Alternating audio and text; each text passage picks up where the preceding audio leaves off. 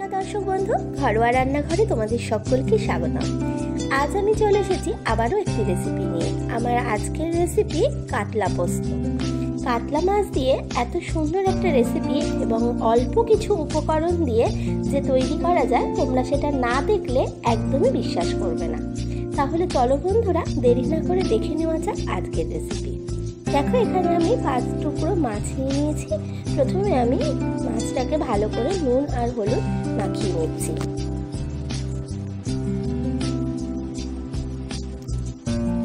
আর দিয়ে দিচ্ছি একটু লেবুর রস।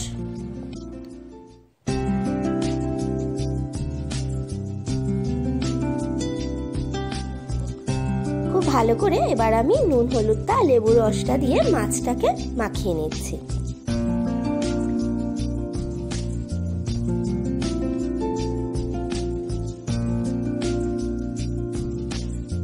দেখো বন্ধুরা, আমার মাখানো হয়ে গেছে। আমি একটু 15 মিনিট 20 মিনিটের জন্য এটা মাখিয়ে রেখে দেবো।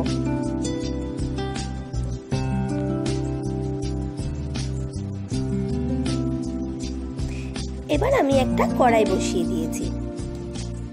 কড়াইয়ের মধ্যে আমি দিয়ে দিচ্ছি সর্ষের তেল। এটা কিন্তু একদম সর্ষের তেলেই করতে হবে। আমি দিয়ে দিলাম সর্ষের তেল। এবার আমি মাছগুলোকে ভেজে নেব। ভীষণই সিম্পল আর খুব অল্প সময়ে এটা কিন্তু তৈরি হয়ে যাবে। তোমরা দেখো, দেখলেই বুঝতে পারবে।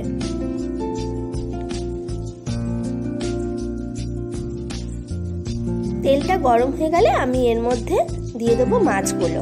মাছগুলোকে কিন্তু আমি প্রথমে একটু ভেজে নেব। আমি মাছগুলো দিয়ে দিচ্ছি।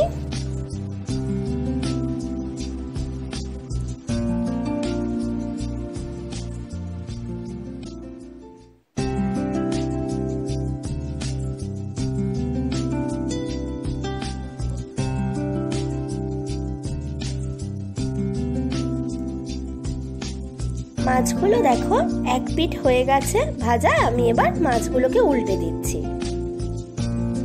খুব আমি কড়া করে কিন্তু ভাজবো না, একটু গোল্ডেন কালার হবে এই অবস্থাতে আমি উল্টে দিচ্ছি।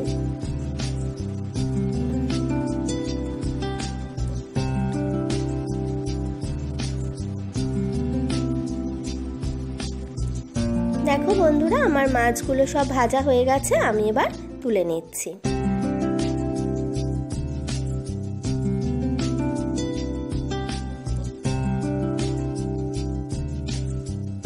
মাছ ভাজার পরে যে তেলটা দেখো পড়েছিল, সেই তেলের মধ্যে আমি প্রথমে দিয়ে দিচ্ছি একটু কালো জিরে।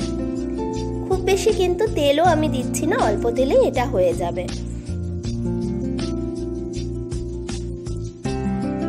কালো জিরেটা একটু ভাজা হলে এর মধ্যে আমি দিয়ে দিচ্ছি টমেটো কুচি।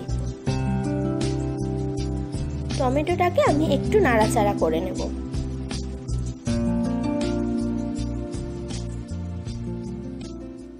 দেখো, টমেটোটা একটু নরম হয়ে গেছে। এবার আমি এর মধ্যে দিয়ে দিচ্ছি পোস্ত বাটা। আমি এখানে 3 চামচ মতো পোস্ত নিয়েছি আর নিয়েছি 4টে কাঁচা লঙ্কা, খুব মিহি করে পেস্ট করে নিয়েছি। এবার আমি এর মধ্যে দেব পরিমাণ মতো নুন।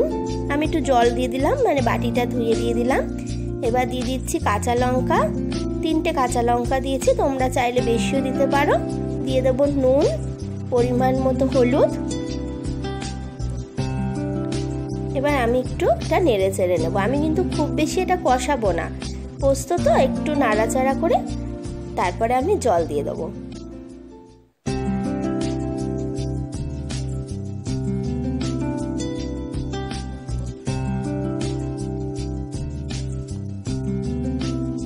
এবার আমি এর মধ্যে দিয়ে দিচ্ছি একটু উষ্ণ গরম জল।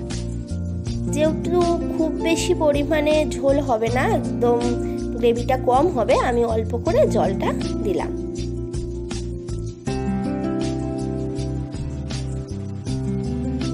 দেখো, ঝোলটা কিন্তু ফুটতে শুরু করেছে। এবার আমি মাছ ভাজাগুলো দিয়ে দিচ্ছি।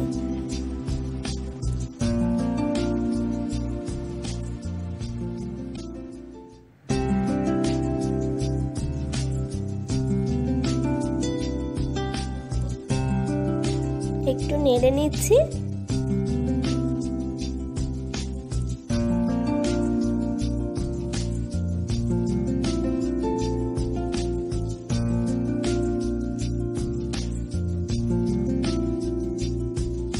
উল্টে উল্টে দিলাম সব কটা মাছকে। এবার আমি ঢাকনা দিয়ে 1.5-2 মিনিট একটু হালকা আছে আমি এটা ফুটতে দেব।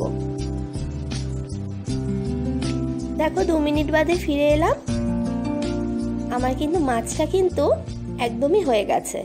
এবার আমি এর মধ্যে দিয়ে দেব একটু ধনেপাতা কুচি।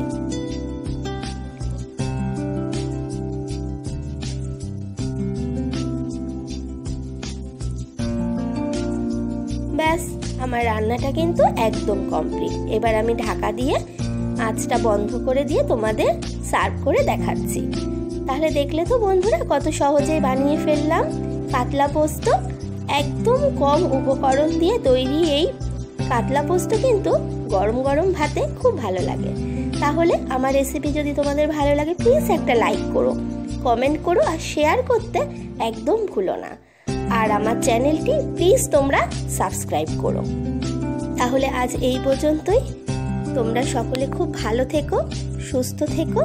নমস্কার।